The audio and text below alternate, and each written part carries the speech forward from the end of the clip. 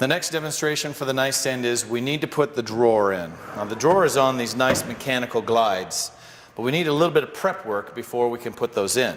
I take the drawer out. You can see that there are some white glides in there. If I turn that, there's a glide here and a glide here, and they screw into some boards that I put in. These are called spacers. Now we put spacers in because there's a lip here. From your face frame back, it lips in. I need it to be flat all the way back, or the opening kind of goes wider, and that's not going to work. The drawer will not run on that. It'll get stuck. So it's simply 2 pieces of scrap wood, and you can pick any kind of wood you want, any scrap pieces you find in the back, because they're never going to be seen unless you pull the drawer out. But they just really won't be seen. So here are your measurements. There are 2 pieces, 2 inches wide and 14 inches long. I'm not going to go through the squaring procedure because by now you should have it down. So get 2 pieces, 2 inches wide and 14 inches long, and then we'll plane them down to size.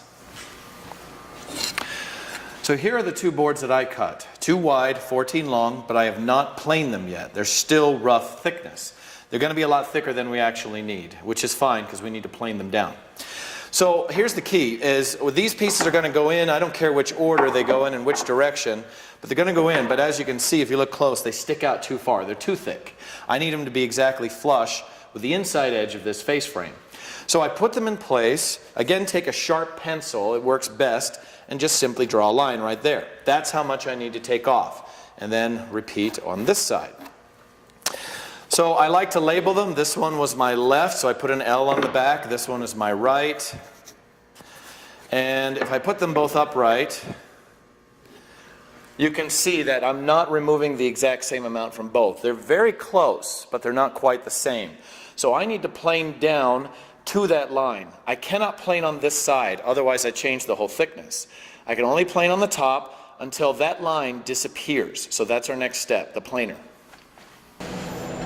Set the planer like you always do, 1 turn lower than that red bar, so there's a gap. So that's where we always start. But the key is I can't really tell you where to stop because everybody's maybe a little bit different. So you're just going to stop when that line's gone. But as I showed you before, this one will take off, needs less taken off than that one. So I'm going to pull this one out before this one and make another cut. So start it up and cut and raise it up until you get it right. You may be taking a half turn, even a quarter turn until you get it just right.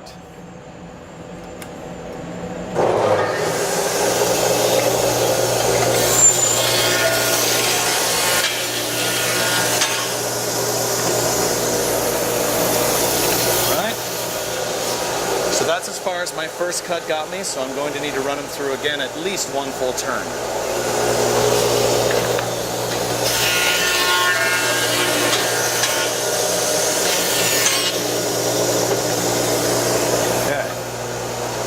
Now the next one, I can still see both of those lines, barely. This one is really close, that one is a little further. So I'm going to take a half cut for this one and a full turn for that one.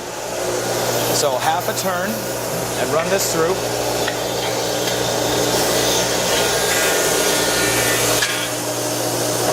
And now that one is just barely gone, so I'm done. This one, I'm going to take the rest of that turn because I had to take off more.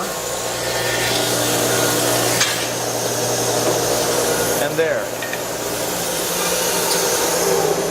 So now I have both of them, so those lines have vanished, but they're barely there. I just cut them off, so now they should be nice and flat. Now that I have my boards planed to size, I still have them labeled left and right, so I know where they go.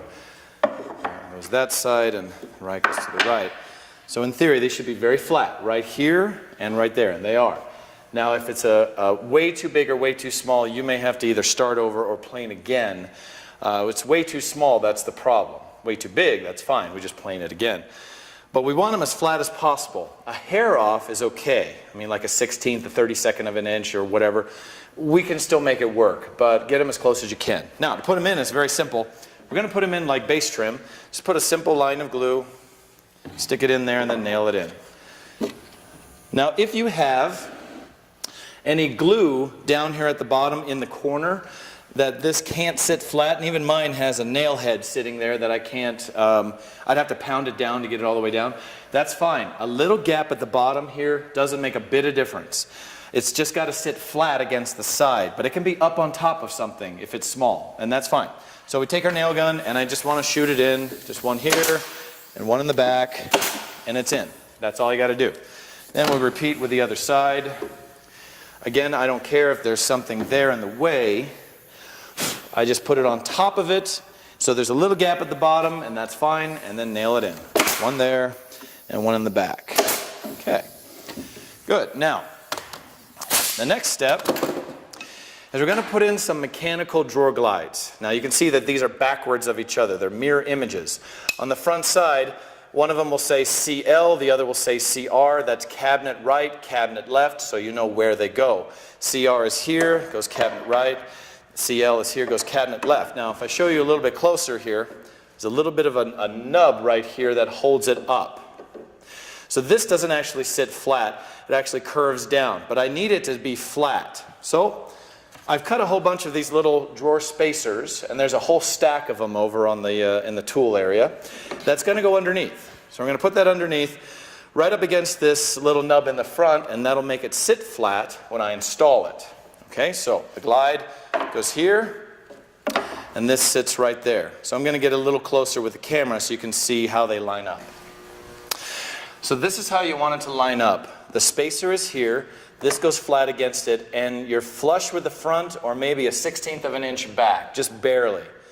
So you want it either flush or a hair back, but you want them even left and right. Now the screws that we're using are these tiny little 1/2 inch hardware screws. They're very short. Now because they're so small, I prefer a regular drill, not an impact drill. And you want a magnetic tip because these small screws like to fall off. So when I put that on, the magnetic tip should hold that on while I put it in place. So now it's in place, and I always choose the second hole back. But honestly, you could choose any of them. Just get it centered, get it snug, and that's it. If you over tighten, that thing will probably pop through the hole because it's so tiny. Now for the back one, if I want to get the back one, I simply do it from the back side. Grab another screw, and from the back side here I can get a good look.